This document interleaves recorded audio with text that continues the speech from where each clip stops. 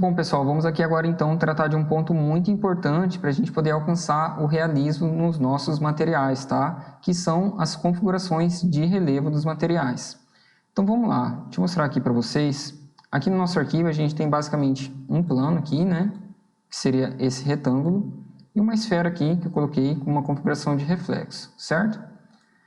Vamos lá então, primeira coisa, a gente vai aplicar o nosso material aqui nesse plano. Então vou selecionar aqui esse material, que já deixei previamente configurado, e clico aqui para ele aplicar, certo? Bom, beleza, aplicou aqui para nós, né? Vamos ver aqui como que ele está configurado. Basicamente eu estou usando o material PBR do V-Ray com uma textura e um slot aqui de reflexo, tá? Vamos então tratar do relevo. Pessoal, vamos lá, vou fazer o nosso primeiro teste aqui de render para ver como é que ele está, né, sem o relevo, para a gente ir evoluindo aí e fazendo os comparativos. Então clico aqui em render, vamos aguardar o render finalizar. Bom, beleza, finalizou aqui para nós, né? Vou abrir aqui a aba do histórico e vou salvar essa prévia aqui para a gente poder fazer o comparativo, tá? Então vamos lá, pessoal, a gente consegue perceber aqui que basicamente está somente com a textura e um material de reflexo, para a gente poder chegar nesse resultado aqui, ok? Então vamos agora começar a adicionar os mapas de relevo, né, para a gente poder tornar esse material mais realista. Então vou minimizar aqui, e a primeira coisa que eu vou habilitar aqui no nosso material vai ser colocar um mapa de bump. Então clico aqui e adiciono um bump. Bom, ok, adicionei aqui, e como que funciona o bump, né, gente? O bump, pessoal, a função dele é simular uma superfície de relevo. Ele não cria o relevo em 3 dimensões, ele apenas faz uma pequena simulação na superfície plana do nosso material. Então, como que a gente faz isso aqui na prática para a gente poder visualizar melhor, tá? Vou abrir aqui a pasta que está as texturas desse material e a gente costuma trabalhar com 2 tipos de textura de relevo no bump, tá? Seria essa textura aqui em preto e branco, está escrito bump, e geralmente quando a gente baixa o material, ele vem com essa textura aqui, ó, normal map, tá? Então vou mostrar para vocês a diferença de cada uma delas. Primeiro eu vou trabalhar com essa aqui em preto e branco. Então vou clicar nela aqui, ó, e vou arrastar aqui para o slot do bump, tá? Então arrasto e solto aqui. Ok, já adicionou ali para nós. E agora eu vou mandar um render para a gente ver qual foi o resultado dessa alteração, tá? Então clico aqui em render. Vamos aguardar finalizar. Bom, ok, finalizou aqui para nós. Vamos fazer um breve comparativo aqui, tá, pessoal? Vou salvar ele aqui no histórico. Ok. Agora eu vou colocar essa imagem 2 aqui sendo a imagem A, que é a imagem sem nenhuma configuração de relevo, tá? E olha só a diferença, pessoal. Percebam que quando a gente adicionou o mapa de bump, ele tentou criar superfícies de relevo aqui no nosso material, tá vendo? Ele tentou, no caso, simular elas. E basicamente é dessa forma, pessoal, que o mapa de bump se comporta, tá? Ele vai tentar criar um efeito simulado de relevo no material. Só que ele, de fato, ele não cria, né? A gente consegue perceber que a nossa textura, ela não teve uma mudança de volume, tá vendo só? Então, como que esse mapa se comportou ali no material, né? A gente clicando aqui no slot para abrir a textura, a gente percebe que ela é em preto e branco, né? Então, o que que ele tenta fazer aqui no efeito simulado? As áreas brancas da textura, ele tenta simular como se ela estivesse elevando, né? Como se ela estivesse ficando mais alta. Enquanto as áreas escuras, pessoal, ele tenta diminuir o relevo dela, né? Ele tenta criar um efeito simulado de diminuição ali do relevo. Então, como resultado, a gente chega nesse ponto aqui, né? Que seria as áreas brancas, a superfície aqui do tijolo, deixa eu aumentar aqui, as áreas brancas da superfície aqui do tijolo e as áreas escuras, essas áreas aqui de rejunte, né? No caso das juntas dos tijolos, olha só. Basicamente é esse efeito aqui que o bump vai fazer no nosso material, tá, pessoal? Ele vai apenas simular o relevo. Bom, esse aqui é um mapa preto e branco, né? Olha só como que ele se comportou. Ficou até meio fake, né, pessoal? A gente pode dizer isso. Ele não tem uma precisão necessária para estar trabalhando de forma correta no bump, tá? Então, para isso, a gente tem o outro mapa, que é esse mapa aqui, que é o mapa Normal Map. Então, vamos tentar utilizar ele para a gente ver qual que é a diferença dos dois aí. Vou desabilitar aqui. E agora vou substituir essa textura, tá, pessoal? Para a gente utilizar um mapa de Normal Map, a gente tem que mudar um modo aqui do bump, tá? Então, eu troco aqui, ó, coloco em Normal Map. Agora, eu vou vir aqui na nossa pasta, vou pegar aqui a textura do Normal Map, ok? E vou arrastar ela aqui para o nosso slot. Então arrasta ela para cá e solto. Bom, beleza.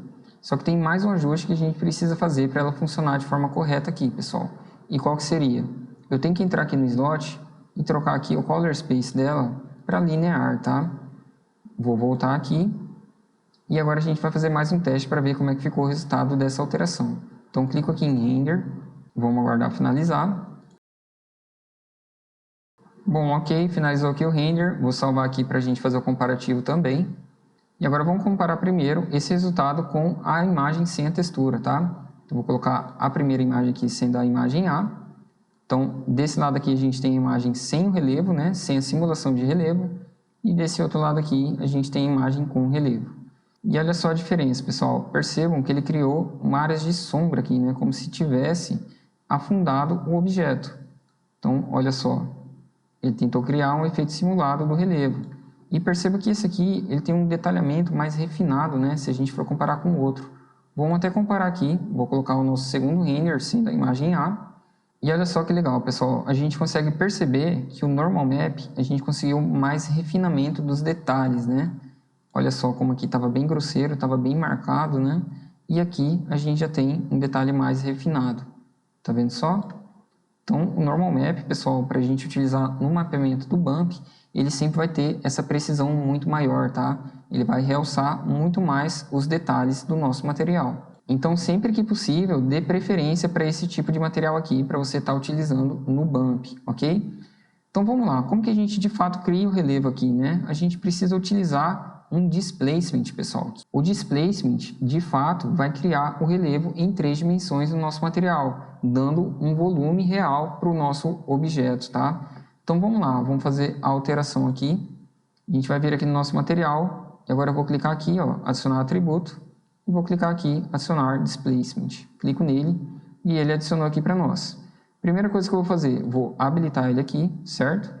Vou clicar aqui agora e ele abriu essa abinha aqui e vou carregar o nosso mapa de displacement, tá? Então vou abrir aqui a nossa pastinha e a gente tem aqui esse mapa aqui escrito displacement.